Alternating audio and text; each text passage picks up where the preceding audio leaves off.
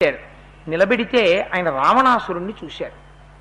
వాడు నల్లటి మబ్బు సింహాసనంలో దిగితే ఎలా ఉంటుందో, కాటుక కొండను ఒకదాన్ని తీసుకొచ్చి పెడితే ఎలా ఉంటుందో అలా ఉన్నాడు. నల్లటి మబ్బు మీద కొంగల బారు వెడుతుంటే ఎలా ఉంటుందో అటువంటి ముత్యాలహారం వేసుకున్నాడు. ఒక మనిషి 10 తలకాయలతో కనపడ్డారనుకోండి, మనం ఎంత అర్జెంటు పని మీద వెళ్ళిపోతున్నా బ్రేక్ వేసి ఏమిటో వీడికి తలకాయలు ఇలా ఉన్నాయని చూడమా, అంత చిత్రంగా చూశారు. హనుమ కూడా వీడికి 10 తలకాయలు ఏమిట్రా గమ్మత్తుగా ఉన్నాయి, 10 తలకాయలు, 10 కిరీటాలు, పెద్ద పెద్ద ముక్కులు, పెద్ద పెద్ద నోళ్లు, హారాలు, విడిడాబు, ఎంత ఆశ్చర్యంగా ఉన్నాడు రా వీడు అని వీడి వంక చూశారు. వాడు రత్నములు, వజ్రములు, తాపడము చేయబడినటువంటి స్ఫటికములతో చేయబడినటువంటి ఒక పెద్ద వేదిక మీద ఉత్తమమైనటువంటి ఆస్తరణం పరచబడి ఉంటే దాని మీద కూర్చుని ఉన్నాడు. వాడికి హనుమతో మాట్లాడడం సిగ్గనిపించింది. నేను ఈయనతో మాట్లాడడం ఏమిటి, మాట్లాడకూడదనుకున్నాడు. ఒక్కసారి తన మంత్రుల వంక చూశాడు, ప్రహస్తుడి వంక చూశాడు. నేను అడగను, మీరు అడగండి.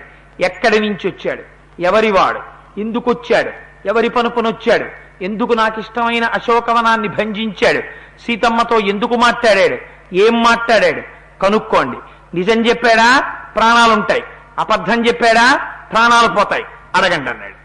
అంటే ప్రహస్తుడు అన్నవాడు లేచాడు. లేచి హనుమేదో భయపడిపోతున్నట్టు వీడు మాట్లాడడం మొదలుపెట్టాడు. నువ్వేం భయపడకు, నువ్వేం కంగారు పడకు, మా ప్రభువు ధర్మాత్ముడు, నీకొచ్చిన లోపమేం లేదు, నిన్ను విడిచిపెట్టేస్తాం, నువ్వేం భయపడకు, నిజం చెప్పేసాయి.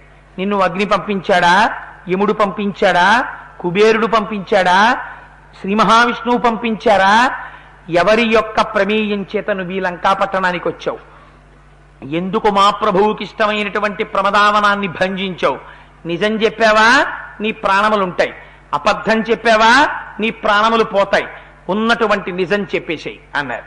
అంటే స్వామి అనుకున్న అట్లా తుచ్చుడు వీడితో మాట్లాడడం ఏమిటి, నేనొచ్చింది వాడితో మాట్లాడదామని అని ఒక్కసారి రావణుడి వంక చూశారు.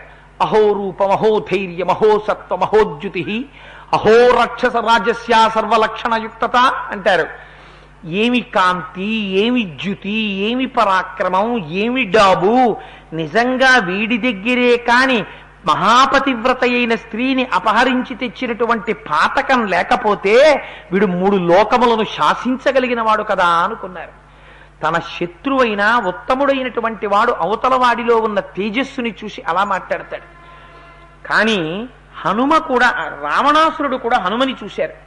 చూసి శంకాహృతాత్మా దధ్యౌసా కపీంద్రం తేజసావృతం కిమేష భగవాన్ నందీ భవేత్ సాక్షాద్విహాగత ఏన శప్తోస్మి కైలాసే మయా సంచలితే పురా. ఓహో, వాడికి శంక కలిగింది. అనుమానం ఎప్పుడొచ్చిందో అప్పుడే వాడు సగం చచ్చిపోయినట్టు. శంకాహృతాత్మా దధ్యౌసా కపీంద్రం తేజసావృతం, ఆ హనుమ యొక్క తేజస్సుని చూసి వాడు భయపడ్డాడు.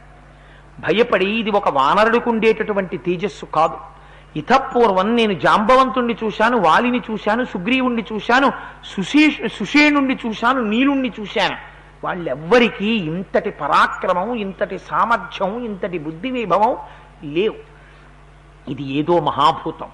బహుశః ఆనాడు నేను కైలాస పర్వతాల్ని కదిపేస్తున్నప్పుడు నందీశ్వరుడు శపించాడు, వానరులు వచ్చి నీ కొంప ముంచుతాయని.